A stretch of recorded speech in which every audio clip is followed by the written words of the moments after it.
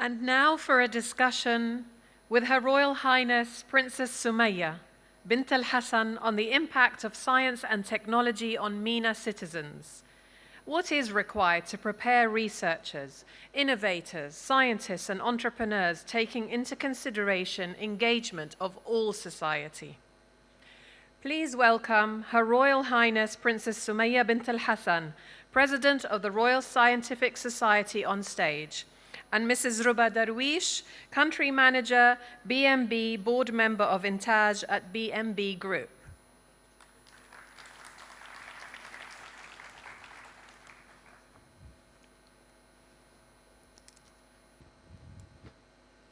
Thank you.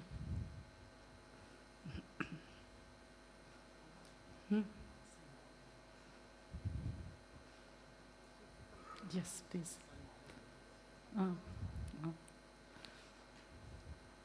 Welcome, everyone. Thank you for attending this session. We'll just start in a few minutes, waiting for Her Royal Highness.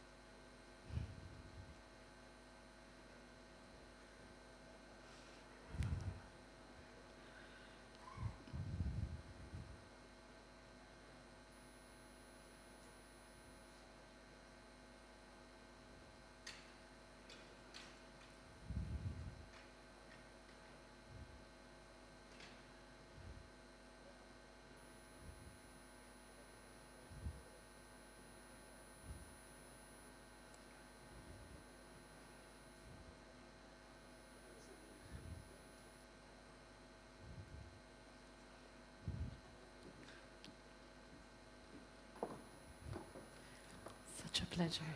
Please, أهلا وسهلا فيك. تفضلي. بتحبي حضرتك توقفي على البوديوم؟ Yeah, you can do whatever you want. Whatever is more comfortable.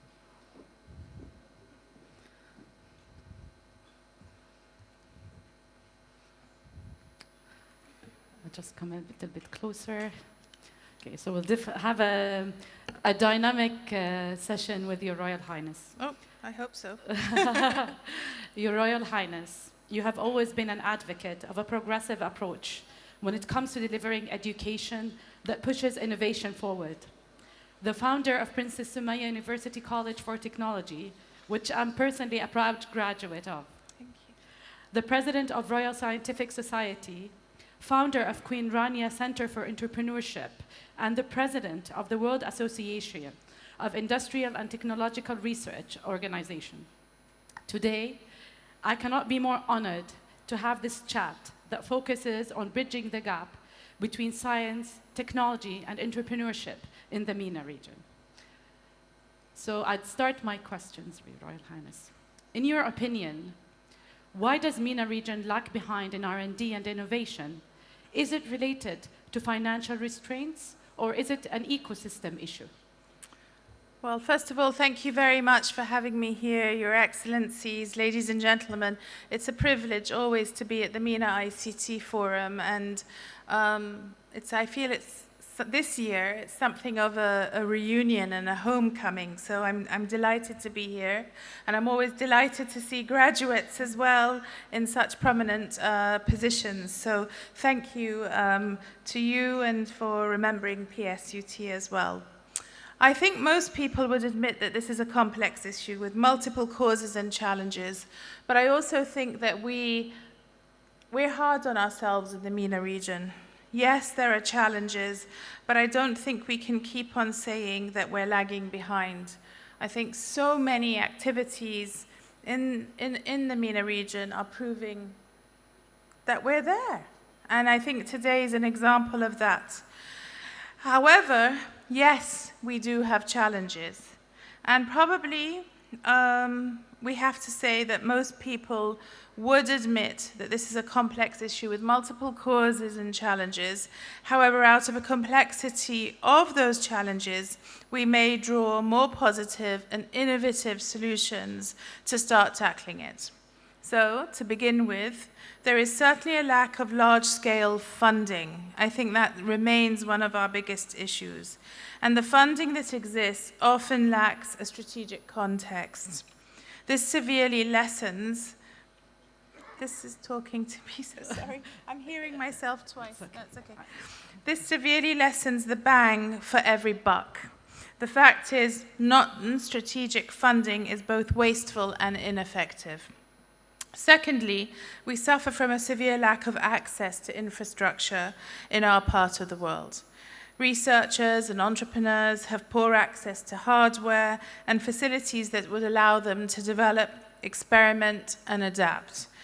That is, to be the makers who drive the economy. Related to these two challenges, we lack a system that fosters substantial nationwide R&D work, a system that would encourage synergies, collaboration, and support mechanisms. And it seems that R&D-related spending is perceived as charity, unfortunately, rather than an investment in an opportunity, an investment with a return. So that is that an investment in opportunity, future innovation, and professional or institutional success. Institutions must derive a financial benefit from research funding, and without it, there is no business case for an institution to pursue R&D. There is no sustainability in R&D without returns. So this means that grants amounts should drastically increase, salaries should be paid through grants, and overheads budgeted to support institutional administrations. That's strategic thinking, flowing from the national to the institutional levels. In terms of government support of innovation, funding is certainly not the only issue. It's vital to create a regulatory environment that supports innovation. Today, we face regulations that actually restrict or limit the use of new technologies. Innovators also face barriers to testing and validating their ideas before they can even take them to market. And in the context of academia, much research is carried out for the sole purpose of improving personal and institutional rankings. I'm sorry, but it's the truth. There is a lack of incentives to focus on applied research that tackles real societal needs and that may be commercialized. So you can see that the wider ecosystem involving government, industry, academia, and innovation must be streamlined and unified. And we all need to talk to each other and to work towards shared essential goals. Your Royal Highness, you gave us such amazing insights. Having said that, are the causes of this common across the region, or does each country face its own specific challenges? I think it would be fair to say they're common across the region, including much of the GCC, at least until quite recently. It does seem like Saudi Arabia and the UAE have at least figured out a way to assess and begin to act on the metrics for R&D impact. And they have begun to create and support institutions that may deliver on those metrics. I think a prime example, and you would all agree with me, is KAUST in Saudi Arabia. Funding is obviously uneven throughout the region, but as I have mentioned, the strategic nature of funding is just as important as the amounts involved. I would also say that education unlocks talent, so that is another cause of imbalance, and in Jordan, I believe we are probably luckier than most in terms of available human capital. Not least because my university has... We're the best. I always say that. I can be biased. Okay, so innovation and R&D are part of an ecosystem that is integrated within the society. So looking at where the region is at today, where do we start? In terms of R&D, it's clear that centers of excellence have worked well in the Gulf and in many other developing countries outside the region. They act as beacons to demonstrate how R&D can operate and achieve results in practice before investing in larger nationwide efforts, which certainly require dedicated, consistent, and stable budgets to support the initiative, infrastructure costs, and hiring of talent based on merit, and merit alone. Remember that with R&D, we should not have any expectation of a return on investment for at least 10 years. Universities and research institutions must be starting points for innovation, and they must support a culture of research and innovation where experimentation is encouraged and where failure is expected and respected as a part of the innovative process. It's that cross-fertilization of ideas, bridging public sector, private sector, academia, and civil society institutions that will actually bring about the best results. You've touched base on very, very important things. Over the past years, Your Royal Highness has started multiple initiatives that had an impact on both the social and economic aspect of people living in Jordan. You have also witnessed or been part of regional ones. What has worked, in your opinion? What needs to be done to take it to the next level? That's a difficult one in the sense that I have started many initiatives. I'm also wearing many hats. My most recent is that I'm a school director, which I never expected I would be, but I wonder sometimes where my career trajectory is going as I tell children to tuck their shirts in the morning. However, it's difficult to focus on one initiative, but I would say that success is always determined by trust. What I mean by that is trusting that talent is there. It simply needs to be unlocked. And the greatest initiatives are those that provide mentorship and support. So, at the Royal Scientific Society, for example, our new Advanced Research Centre is a case in point. We supplied the facilities, the support, the mechanisms for funding in diverse ways, and crucially, the research agenda to make a meaningful difference to people's lives. Because that is what drives me with all of my initiatives.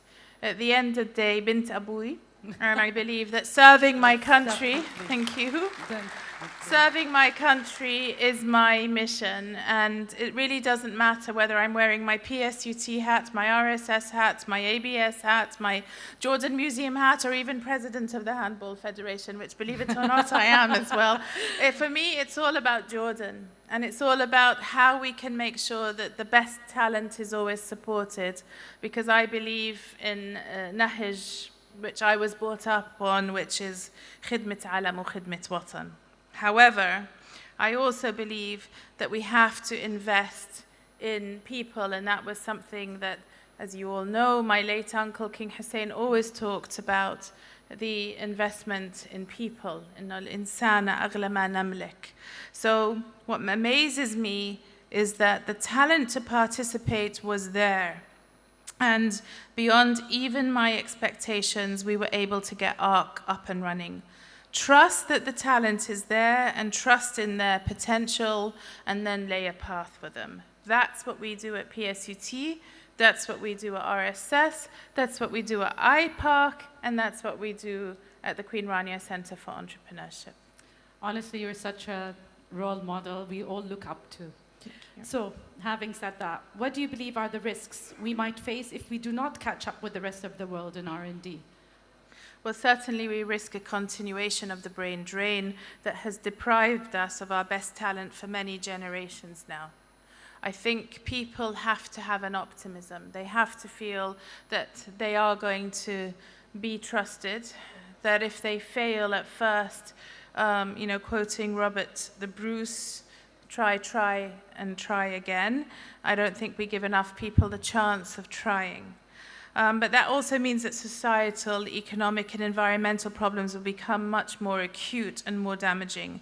We must get out of the habit of simply consuming know-how and technology from abroad. I think at one of the second or third MENA ICT forums, I was talking about the challenges that we have in Jordan or in the Middle East region, is that we're very good at imitation rather than innovation. And that was largely because we hadn't had the infrastructure in place to be able to support our innovators. So as long as we remain a buyer rather than a provider of solutions, we will not be truly independent masters of our own destiny. We can't keep on saying kul shay'a franji branji sarahatan. That's the problem, because we've got all this wonderful talent here, but we're just not looking beyond our noses in quite a large number of our situations. So we certainly will not address our own distinct challenges as we should if we can continue on that trajectory. The past 10 years, we have witnessed a shift in the social classes of the economy.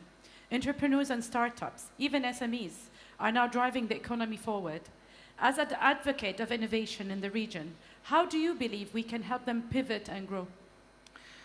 Okay, first of all, let's note how this shift has come about. The key is the digital revolution, which has changed the context for R&D and innovation forever. There's no going back, in my opinion. And one obvious benefit is that capital investment for developing a digital product is minimal.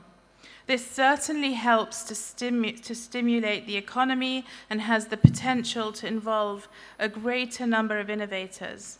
But it does not necessarily solve the pressing real-world challenges that we urgently face. That is, I believe, issues related to water, to energy, to climate change, or health. So I would suggest that a strategic framework should help to channel innovation in meaningful directions so that all the talent we want to unlock is geared towards tackling those urgent challenges. Just recently, in a conversation with His Majesty King Abdullah, he looked at us as a science community and said, 2035, no water in Jordan, it's your challenge. And that is, it's a challenge of a science and technology and innovation community, and we've all got to be up there being able to find the solutions. So we also need to facilitate an environment that attracts international talent and investment. The entrepreneurship ecosystem in Jordan is growing rapidly, and we are certainly seeing more and more entrepreneurs starting businesses in Jordan. I mean, we've just seen them in the startup village, right? But the Jordanian market can be limiting. And often, once they prove their concept, unfortunately, they leave the country and go to more attractive places like Dubai and Saudi Arabia. And the reasons they are more attractive are to do with a regulatory environment that responds to the needs of entrepreneurs. They make it more investor-friendly, which brings in regional and international impact. Your Royal Highness, you've touched a lot. Regional and international capital, let's say. Yeah. You've touched a lot on the talents. So how do we promote and leverage the use of private capital towards the ecosystem? How do you believe we can encourage more investment, especially in women entrepreneurs, because we want to see more women out there? So I think it's fair to say that often scientists and researchers don't appreciate business. Right? I mean, I certainly was brought up on La Imara Ma Tijara, so I don't really quite understand business either. So I believe it's crucial to help them gain experience and to see science and its potential products through a different lens. I also believe that there is no great secret to supporting women in science. We simply need to create opportunities in terms of education, space, and mentorship.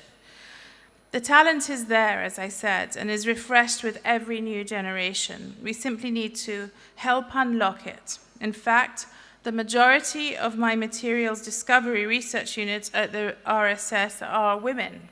2/3 of the student authors on our recent peer-reviewed Nature Communications paper are women. The provost of my university is a woman and acting president.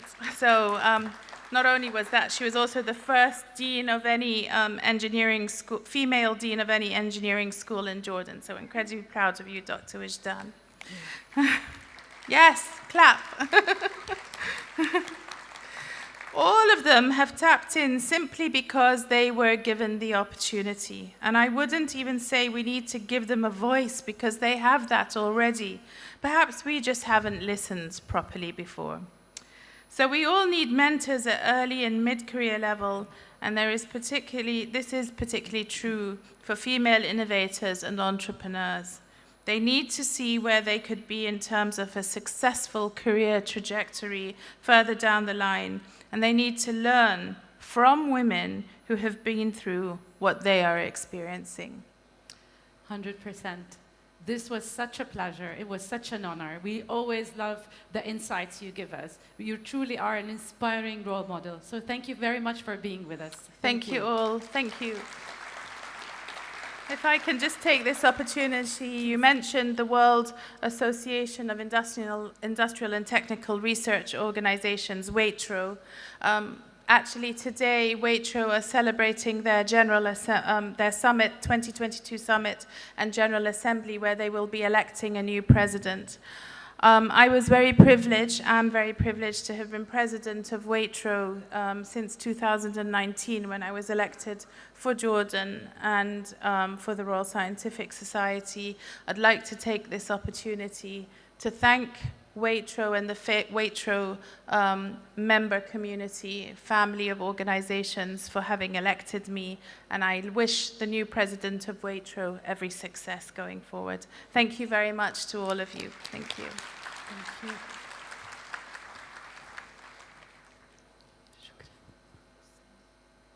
It's such a pleasure. Thank you.